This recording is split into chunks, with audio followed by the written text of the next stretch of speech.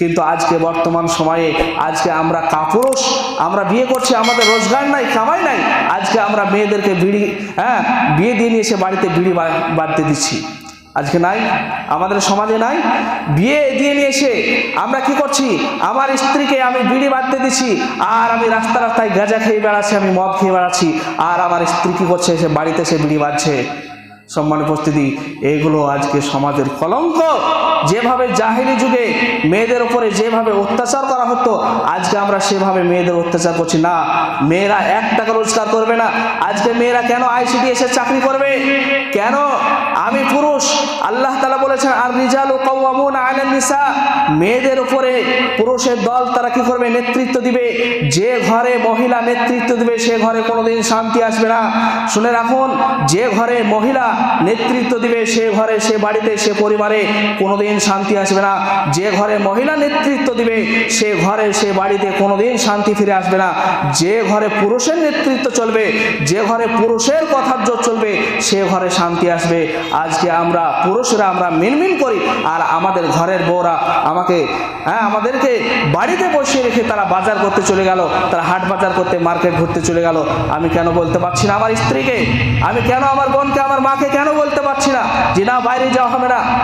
আল্লাহ সুবহানাহু ওয়া তাআলা বলেছেন ওয়াকারনা ফি বুয়ুতিকুন্না ওয়ালা তাবাররাজনা তাবাররুজাল জাহিলিয়াতুল উলা। হে দুনিয়ার মেয়েরা শুনো, তোমরা জাহিলি যুগের মেয়েদের মতো নিজেদের রূপ সৌন্দর্যকে প্রদর্শন করে তোমরা পথের রাস্তায় তোমরা ঘুরে বেরিও না। আজকে এই রাস্তায়, আজকে বেগুনবাড়ির ভেতরে বিভিন্ন জায়গায়, শুধু বেগুনবাড়ি কেন, বিভিন্ন জায়গায় যেভাবে বাসে, ট্রেনে, মাঠে ঘাটে যেভাবে মেয়েদের যাতায়াতের চলাচল, যেভাবে ভিড় বেঁধেছে, আজকে ঘরের পুরুষরা তারা বাড়িতে বসে আছে, আর সন্ধ্যা হলে মেয়েরা রাস্তায় চলে যাচ্ছে। আমরা কেন বলতে পারছি না আমার বোনকে, আমার মেয়েকে, আমার স্ত্রীকে, আমার মাকে কেন আমি বলতে পারছি না যে তোমরা ঘরে বসে থাকো, ঘরে অবস্থান করো? সম্মান উপস্থিতি মা বোনেরা আমার, ইসলাম আপনাদেরকে কোনো দিনই আপনাদের সম্মান কমিয়ে দেয়নি। আপনারা হয়তো ভাবছেন যে পুরুষরা বাইরে ঘুরে বেড়াচ্ছে আর ইসলাম আমাদেরকে ঘরের ভিতরে থাকার আদেশ দিয়েছে, এখানে ইসলাম আমাদের সম্মান কমিয়ে দিয়েছে। না, সব থেকে যেটা দামি জিনিস সেটা কিন্তু ঘরের ভেতরেই থাকে। যে সোনা কিন্তু ঘরের ভেতরে, সিন্ধুকের ভিতরে খুব যত্ন করে রাখা থাকে, কিন্তু লোহা দেখবেন রাস্তাঘাটে পড়ে থাকে। লোহা কোনোদিন সিন্ধুকের ভিতরে রাখা থাকে না, কিন্তু সোনা সেটা ঘরের ভিতরে সিন্ধুকে মোটা তালা দিয়ে সেটাকে লক করে রাখা হয়। কেন? যে সে জিনিসটা হলো অত্যন্ত মূল্যবান জিনিস। আল্লাহ রাসূল সাল্লাল্লাহু আলাইহি সাল্লাম বলছেন, যে হাদিসটি বর্ণনা করছেন আব্দুল্লাহ ইবনে আমর ইবনুল আস রাদিয়াল্লাহু আনহু, তিনি বলছেন নবী করিম সাল্লাল্লাহু আলাইহি সাল্লাম বলেছেন ইন্নাদ দুনিয়া কুল্লাহা মাতা।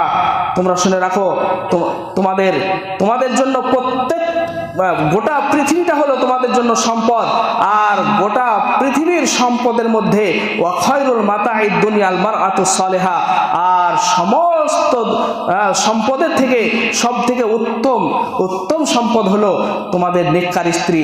তোমার ঘরে যদি নেককার স্ত্রী থাকে, তাহলে সেটাই হলো তোমার জন্য উত্তম সম্পদ। শুধু তাই নয়, নবী সাল্লাল্লাহু আলাইহি সাল্লাম তিনি মেয়েদেরকে এভাবে আরো সম্মানিত করেছেন যে কোনো স্বামী যদি খুশি হয়ে তার স্ত্রীর মুখে 1 লোকমা খাবার তুলে দেয়, নবী সাল্লাল্লাহু আলাইহি সাল্লাম বলছেন হুয়া সাদকা, সেটা হলো সাদকা। সে তার স্ত্রীকে সাদকা করলো, দান করলো। আপনি আপনার স্ত্রীর ওপর, আমি আমার স্ত্রীর ওপর যতদিন তার পোশাক আশাক, খাবার দাবার যতদিন খরচ করব, এটা আল্লাহ সুবহানাহু ওয়া তাআলা তিনি নেকির খাতায় লিখে রাখবেন। সম্মান উপস্থিতি, এইভাবে মেয়েদেরকে ইসলাম সম্মানিত করেছে। শুধু তাই নয়, সে মেয়েটা যখন একদিন মা হলো, মা হওয়ার পরে আল্লাহ সুবহানাহু ওয়া তাআলার সুপ্রিম কোর্টের উপরে যে কোর্ট, সেখান থেকে আল্লাহ তাআলা ফয়সালা করছেন ওয়া কাদা রাব্বুকা আল্লা তা'বুদু ইল্লা ইয়্যাহু ওয়া বিল ওয়ালিদাইনি ইহসানা। আল্লাহ তাআলা তিনি বলছেন, আল্লাহর তরফ থেকে এটা ফয়সালা, আল্লাহর তরফ থেকে এটা ফয়সালা যে আল্লাহ তা'বুদু ইল্লাল্লাহ, আল্লাহ ছাড়া তোমরা অন্য কারো ইবাদত করবে না, ওয়া বিল ওয়ালিদাইনি ইহসানা। আর দ্বিতীয় ফয়সালা হলো তোমরা কি করো, তোমার পিতামাতার তোমরা সেবা যত্ন করো। পিতামাতার সাথে কেমন ভাবে ব্যবহার করতে হবে, পিতামাতার সাথে কেমন করে কথা বলতে হবে, আল্লাহ তাআলা বলছেন ওয়ালা তানহারহুমা, উফ শব্দটা তুমি করতে পারবে না। সম্মান উপস্থিতি, আপনার মা বৃদ্ধ হয়ে গেছে, বৃদ্ধ হয়ে কি করেছে? আপনার মা আপনার বাড়িতে আপনার বোন বেড়াতে এসেছে, সাথে আপনার ভাগ্নে আছে, আপনার মা কি করেছে? মাছের মোটা মাথাটা আপনার ভাগ্নেকে দিয়েছে, আর আপনার মেয়েটা কান্না করছে, আপনাকে দেয়নি। সে সময়ে আপনার বৃদ্ধ মা বিছানায় শুয়ে আছে, সে পেশাব পায়খানা করেছে। আপনি ব্যবসা থেকে হোক বা আপনি চাকরি থেকে হোক, আপনি বাড়ি ফিরলেন, বাড়ি ফেরার পরে দেখলেন যে আপনার স্ত্রী অত্যন্ত রেগে আছে, সে রাগে ফলছে। কেন ফলছে? যে সে আমার ননদের ছেলে এসেছে বাড়িতে, আর তাকে আমার শাশুড়ি তাকে মাছের বড় মাথা খেতে দিয়েছে, অথচ আমার ঘরের মেয়েটা, আমার ঘরের ছেলেটা তাকে খেতে দেয়নি। এর জন্য আপনার স্ত্রী ফলছে। আর এই সময় কি করেছে? আপনার মা বিছানায় পায়খানা করেছে, আপনার স্ত্রী সেটা পরিষ্কার করছে না। আপনি বলছেন যে, আপনার স্ত্রীর নাম ধরে বলছেন যে, মা বিছানায় পায়খানা করেছে, তুমি পরিষ্কার কেন করনি? তখন আপনার স্ত্রী বলছে, তোমার মা তুমি করো, তোমার মা আমার সঙ্গে এই আচরণ করেছে, আমাকে সব সময় গালিগালাজ করে। আপনার মা যে আপনার স্ত্রীকে গালিগালাজ করেছে এই কথাও ঠিক, কিন্তু সে সময় যদি আপনার স্ত্রী আপনার মায়ের যদি পেশাব পায়খানা না পরিষ্কার করে, আপনি ছেলে হয়ে বাধ্য, আপনি আপনার ছেলের, আপনার মায়ের আপনি পেশাব পায়খানা পরিষ্কার করতে বাধ্য।